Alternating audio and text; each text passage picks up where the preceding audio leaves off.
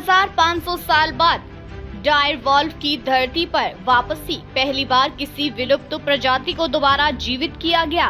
12,500 साल बाद फिर लौटे डायर वॉल्फ। विज्ञान की सबसे बड़ी छलांग। क्या हुआ है? अमेरिका की कोलोसल बायोसाइंसेस नामक बायोटेक कंपनी ने 3 डायर वॉल्फ शावकों को जन्म दिया है, जो कि 12,500 साल पहले विलुप्त हो चुके एक शिकारी भेड़िए की नस्ल थी। इनका नाम है रेम्यूस, रोम्यूल्स और खलेशी। डायर वॉल्फ कौन थे? वैज्ञानिक नाम एनोसाइनडीरस। एनोसाइनडीरस आकार में ग्रे वुल्फ से बड़े, सिर चौड़ा, जबड़ा ताकतवर और फर अधिक मोटा होता था। ये अमेरिका से लेकर वेनेजुएला तक फैले हुए थे। ये वही प्रजाति है जिसने HBO के गेम ऑफ थ्रोन्स में दिखाए गए डायरेक्ट वुल्फ को प्रेरित किया। कैसे लौटे डायरेक्ट वुल्फ? पूरी प्रक्रिया।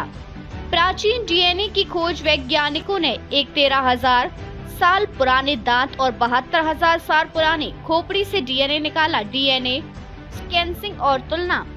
डायर वॉल्फ के जीनोम को ग्रे वॉल्फ, जैकाल्स और फॉक्सेस जैसे जीवों से तुलना करके विश्लेषण किया गया।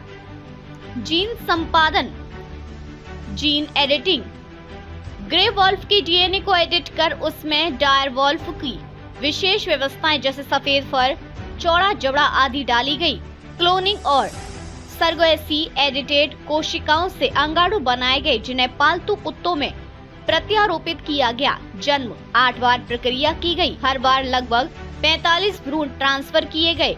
2 नर पिल्ले 1 अक्टूबर 2024 और एक मादा पिल्ला 30 जनवरी 2025 का जन्म हुआ। नए पिल्लों की खासियतें। उम्र 6 महीने, रेम्यूस और रेम्यूल्स 2 महीने, आकार 4 फीट लंबे, 80 पाउंड वजनी, बड़े होकर 6 फीट 150 पाउंड तक हो सकते हैं। व्यवहार इंसानों से दूरी बनाए रखते हैं। पूर्णतः जंगली स्वभाव। आवास 2000 एकड़ में फैला अत्यधिक सुरक्षित रहवासी क्षेत्र जिसकी जगह गुप्त रखी गई है।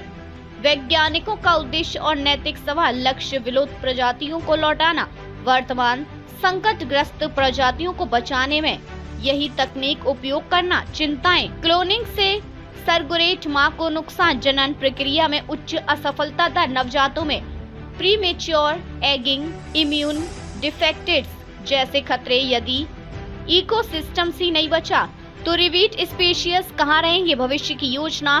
कोलोसल का उद्देश्य है 2028 तक वूली मेमथ को पुनर्जीवित करना। डोडो और ट्रांसमीरियन टाइगर को भी लौटाना। लुप्त प्राय प्रजातियां जैसे रेड वॉल्फ में जेनेटिक डाइवर्सिटी बढ़ाना। क्या यह है वैज्ञानिक चमत्कार या प्रकृति से छेड़छाड़? कुछ वैज्ञानिक इसे डायर वॉल्फ का पुनर्जन्म नहीं बल्कि एक हाइब्रिड स्पीशीज मानते हैं, परंतु कोलोसल इसे फंक्शनल एसेंस कहते हैं, यानी जरूरी लक्षणों के साथ उनका रूप और गुण वापस लाना।